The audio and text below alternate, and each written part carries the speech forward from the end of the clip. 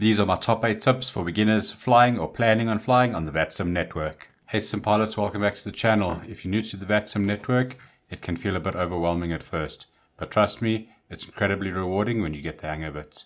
With a steep learning curve when first attempting the Vatsim network, pilots are often intimidated to get going, so I'm going to give you 8 tips that if you follow, will make your time on the network not only easier, but more realistic and more rewarding at the same time. Let's go. Tip number 1, study, study, study. I get it, nobody starts flight simming to bury their head in books, but to fly on the network, a solid grasp of basic aviation knowledge is essential. Things like proper phraseology and radio telephony is required to talk to ATC. Learning about different airspaces used in the parts of the world that you plan to fly, and basic procedures used in those airspaces, the difference between VFR and IFR procedures, and the top-down coverage that Vatsim controllers use. The list can be extensive and you can go as deep as you want to, but a couple hours here and there using the Vatsim Resource Center that is available online will get you where you want to be. Various materials available to read through for your Vatsim region that you're planning to fly in will equip you with all the knowledge you need to complete your flight. So tip number 2 is to be confident and competent in the aircraft that you're flying on the network. Too many times I see pilots getting hold of a brand new, recently released aircraft and jumping straight onto the network before learning to use it properly. They haven't grasped the basic functions like programming the FMC or using the autopilot to follow instructions they're getting from the air traffic controllers. This causes excuses on the network like, my FMC is not responding, or my autopilot is frozen, etc., etc. But that's just pilots not knowing what to do when given certain instructions from ATC. It detracts from the realism that we're striving for on the Vatsim network. When flying on Vatsim, you will be asked to fly direct to certain waypoints or hold at other waypoints if the airspace is busy, so you need to be proficient at programming the FMC.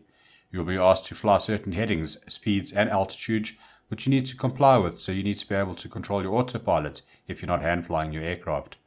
Basically, just knowing how to fly the aircraft you're using and use all the functions available with it so you can actually complete your flight. Tip number 3 is to use charts. You need to have access to charts when flying on the Vatsim network. Whether you opt for a paid service like Navigraph or a free service like ChartFox, having charts on hand is very important for navigating the skies and on the ground. You'll need departure and arrival charts, as well as approach charts, ground charts, and airport charts to navigate in and out of the airports you are flying to and from. There are various YouTube channels available on how to read these charts.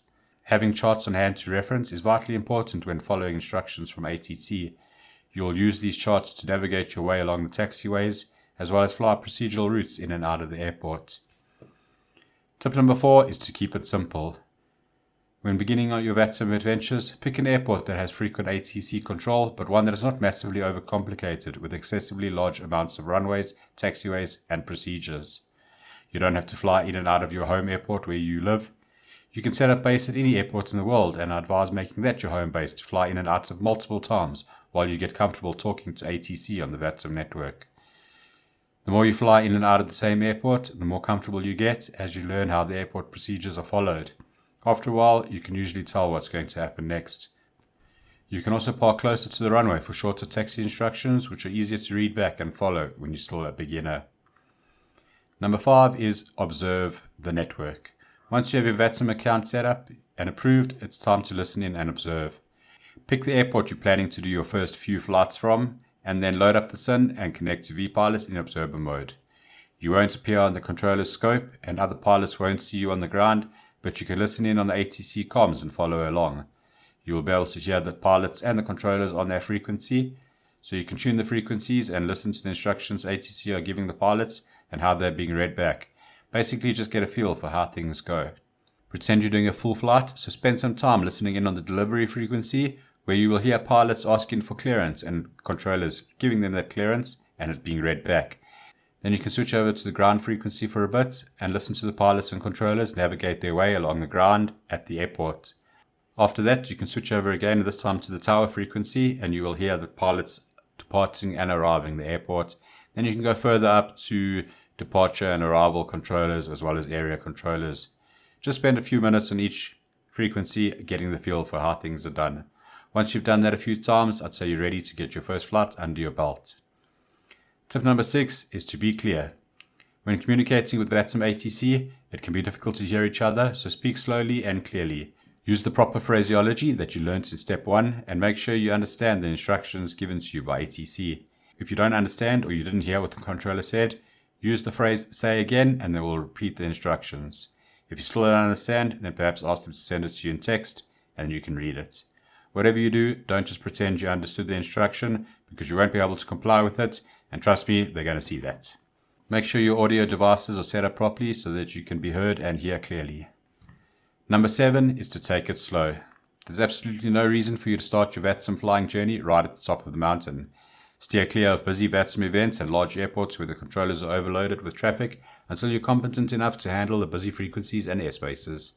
Asking a controller to repeat themselves 3 times when he's got 20 planes on his scope at the same time is just going to frustrate everybody on the frequency.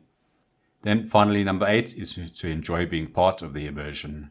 You've got this far for a reason and you're flying on the Vatsim network for that extra level of immersion in your flight simming. So enjoy being part of it and do what you can to contribute to it. Be courteous and polite on the frequency and make sure not to block other pilots and controllers by talking at the same time as them. I know this can be difficult during peak times because you don't know who's going to speak next, but you're not there yet. You're still at the beginner where it's nice and quiet. Keep the level of immersion up by sticking to proper phraseology, as I said earlier, and not making random chat with other pilots on the frequency. Follow these 8 tips for flying on the Vatsim network, and I'm sure you'll be well on your way to becoming a virtual captain of our skies. If you need extra assistance, jump onto our Discord, which is linked in the description below the video, or drop a comment in the box and I will get back to you.